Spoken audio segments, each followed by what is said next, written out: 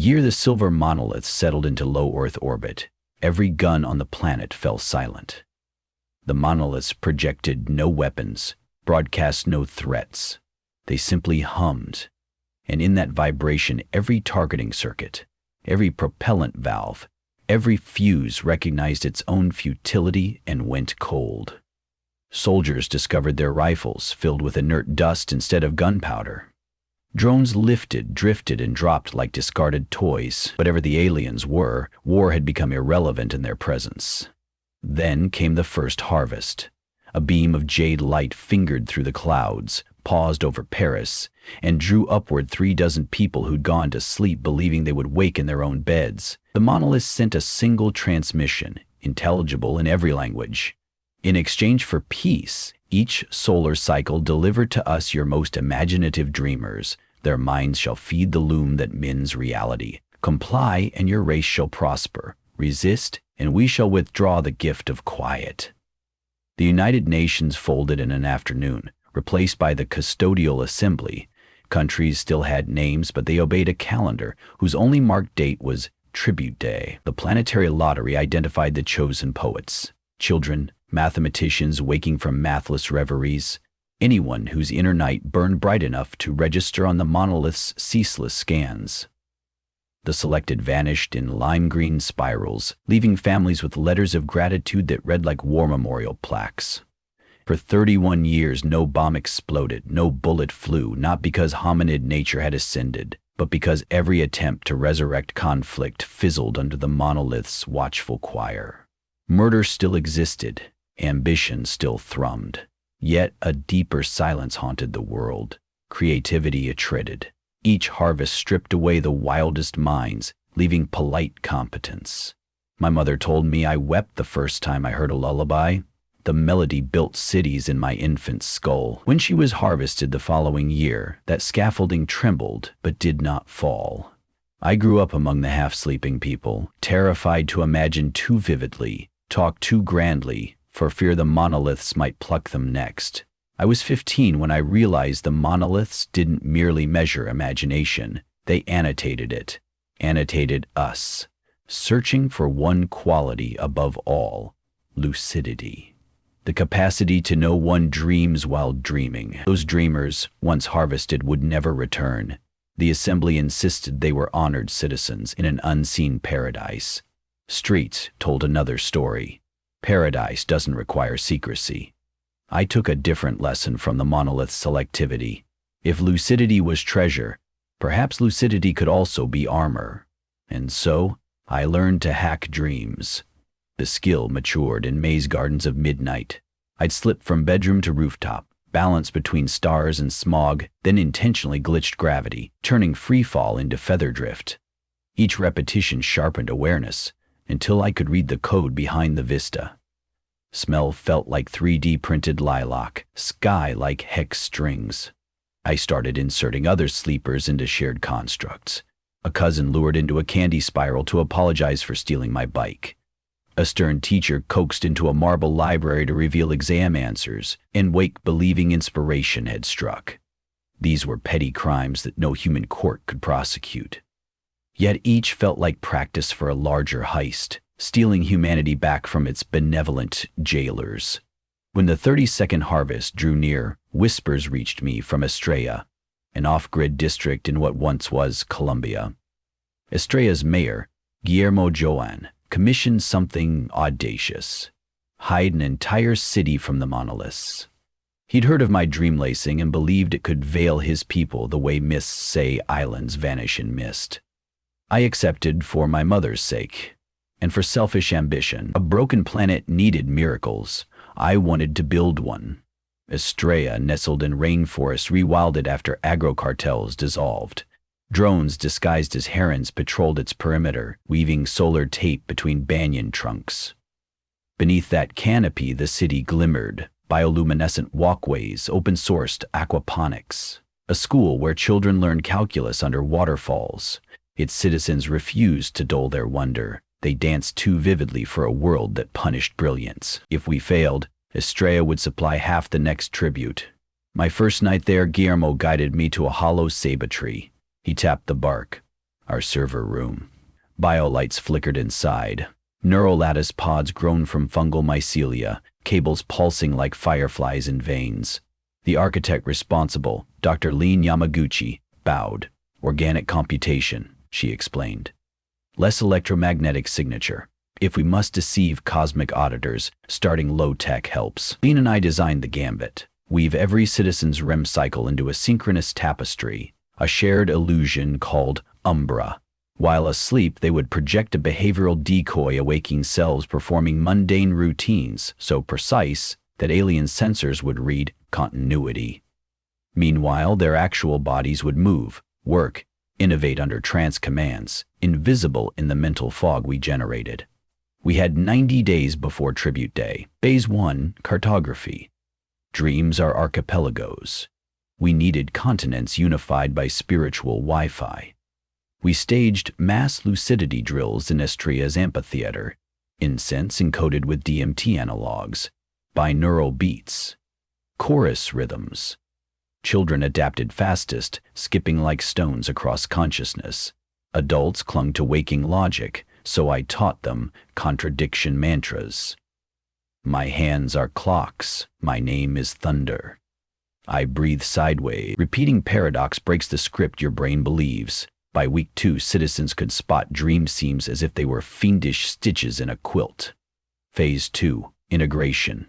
I built Umbra Skeleton, a city identical to Astrea, but shifted at right angles to reality, dimensionless, yet tactile.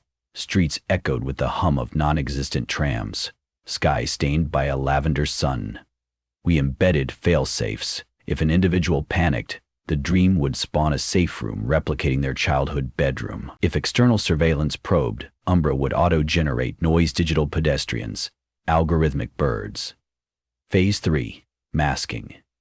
Leon's fungal servers relayed synchronized EEG patterns outward, forging ghost brainwaves to simulate honest sleep. Our bodies would in fact be awake, our minds nested inside Umbra. And the monoliths, we hoped, would read only the shell game. The final test approached. Worried not about aliens, but about arithmetic. 87,129 minds interlaced, each a potential divide by no. Lucid networks can implode under collective doubt. So the night before Tribute, I hosted a city-wide dream rally.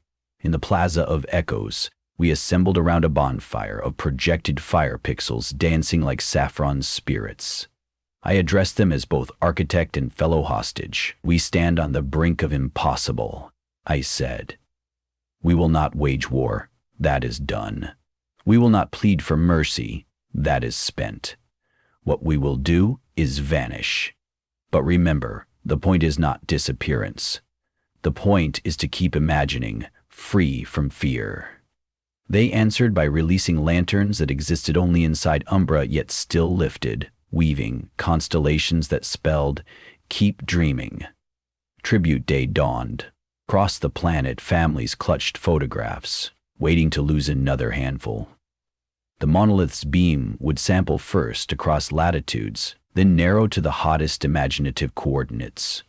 Astrea historically blazed like a supernova in that spectrum. We had to become dark matter. At 5 o'clock we initiated Soma Dive. Citizens lay in their homes, gyms, parks, each wearing a circlet of mycelial threads. I took the central pod beneath the SIBA, heart of the network, and closed my eyes. The transition felt like falling through silk into warm twilight. Umbra breathed alive. The lavender sun rose over mirrored canals. Fruit vendors hawked mango code. Musicians strummed strings that resonated with other people's heartbeats. At the same time, my physical body stretched, stood, walked. I lifted a metal ball to test motor coordination while dreaming.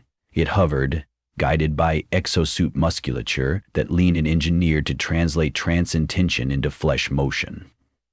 We were both asleep and awake, unseen actors behind the world's stage curtain.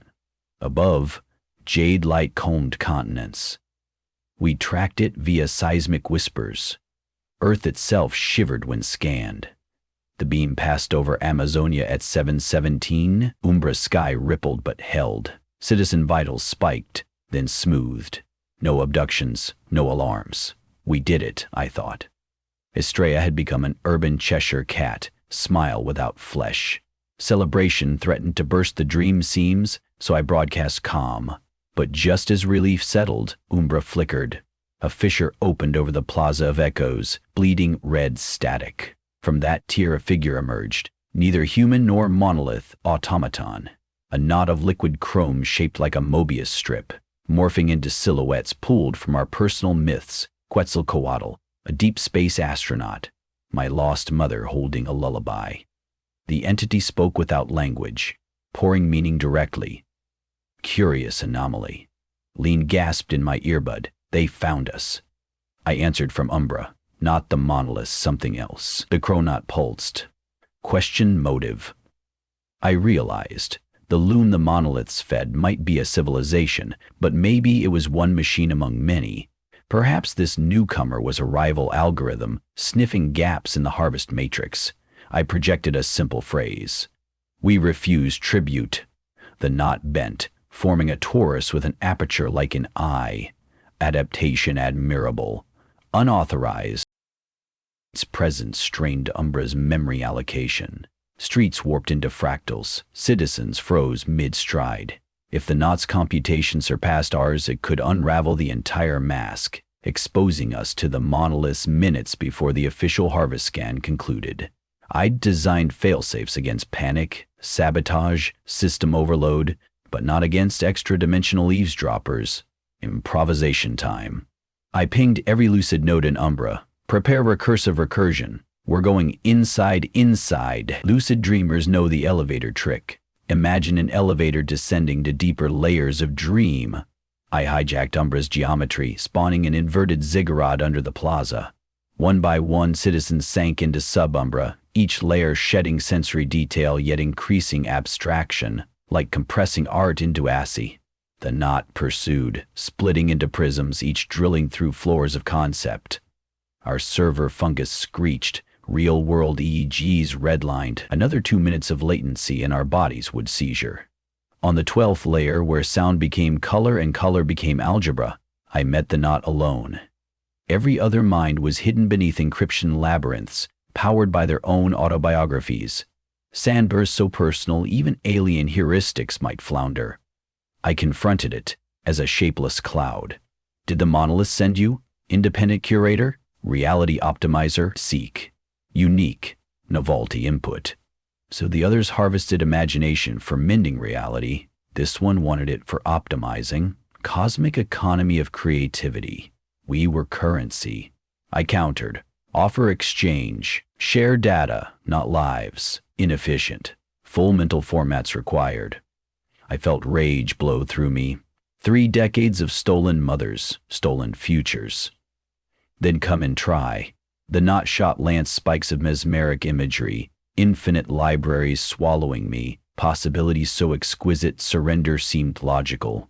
In lucid dream space, willpower equals physics. I summoned memories, weaponized my mother's final lullaby. Crescendo turned into sonic battering ram.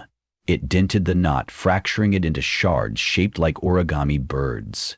It reassembled, amused, persistent. Time outside was crawling toward harvest scan completion. If we lasted maybe 80 more seconds, Earth's tribute roster would finalize minus Estrella. Next window, 1 year, but second contact entities rarely give up. I triggered my last gambit. Self-infection. I thought of every paradox mantra. My blood is sunrise, triangles have daughters, 0 divides itself into infinity, lucidity thrives on contradiction, algorithms abhor it.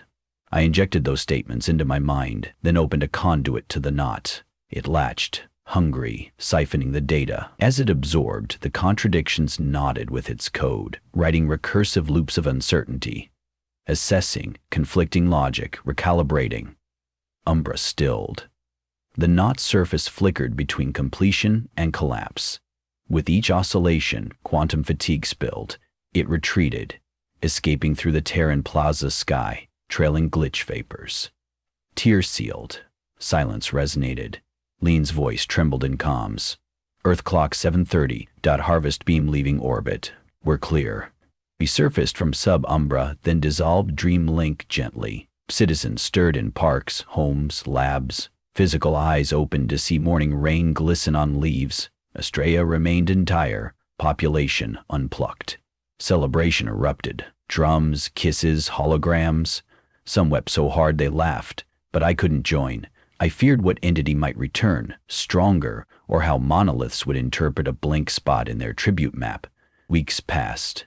Global news speculated on a statistical blip. Fewer harvested than forecast. The assembly thanked Grace. Only we knew Grace had teeth. Without tribute pressure, Estrella's creativity detonated. Kids invented coral-pounded batteries. Elders revived indigenous constellations. Guillermo proposed exporting dream cloaks to other enclaves. Whisper networks formed. The lucid underground. I remained cautious. I studied fungus logs, scanning for anomalies. One evening, Lean rushed in, eyes wide. "Radio waves from the monoliths," she said. "They're not angry. They're confused. They request audience. With you." A meeting was arranged in virtual neutral ground, a horizonless plane where gravity obeyed consensus. I entered alone. 3 monoliths avatars manifested, obsidian silhouettes. We detect gap in harvest data. Rate of human innovation remains constant. Explaining required. I answered. Another curator attempted unauthorized download. We defended ourselves. Tribute compromised. Your peace pact stands if you respect our autonomy. They processed. Interference identified. Not our agent. Admirers but distrips loom. We will quarantine. A procedure for assistance. I risked more. Then cease the harvest. Humanity can volunteer ideas without surrendering minds. No. Loom demands rich substance. Ideas alone pale. Send where you prison, alternate vector. What vector? You, shared illusion technique, provide framework. We integrate, dreamers contribute safely remotely, no physical removal required. A remote API for creativity. A cosmic GitHub. Could I trust them? I'd tasted the Chrononaut's hunger. The monoliths at least kept vows. But any overlord is dangerous, I bargained. In exchange, end the weapons dampening. We've learned to live without war. Let us prove it. Agreed with probation. Deals signed in pulses of violet code. Implementation took a year. Umbra scaled planetary. School kids logged at noon recess. Inventors at midnight. Dreams streamed upward into the loom via encrypted protocols we supervised. The harvest ended. Families slept without roulette nightmares. Some predicted humanity would rediscover war the moment safeguards lifted. Yet absence had taught bystander empathy. Moreover, the lucid underground acted as border patrol. Whenever a nation's anger spiked, dream architects merged populations into empathy sims, forcing each side to inhabit the other's nightmares. Conflicts cooled before rifles could reawaken. As for the stray curator, the Chrome-Nanwi remained vigilant. Telescope arrays mapped suspicious gravitational murmurs at solar outskirts. If it returned, Earth would not stand alone. Allied monoliths now considered us junior partners in reality maintenance. On the anniversary of our evasion, Estrella gathered beneath the Ceiba. Guillermo unveiled a plaque. Here, citizens dreamed together and discovered that disappearance can be a louder form of presence. I stood beside Lean, listening to cicadas sync with distant drums. I realized our rebellion never sought invisibility. It sought permission to shine unafraid. The galaxy had noticed. Now it watched, curious, maybe even inspired.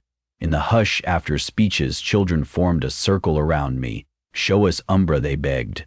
I closed my eyes, opened the city between blinks. Lavender sun rising. They gasped, joined hands, and leapt in. The future at last felt like a dream worth staying awake for.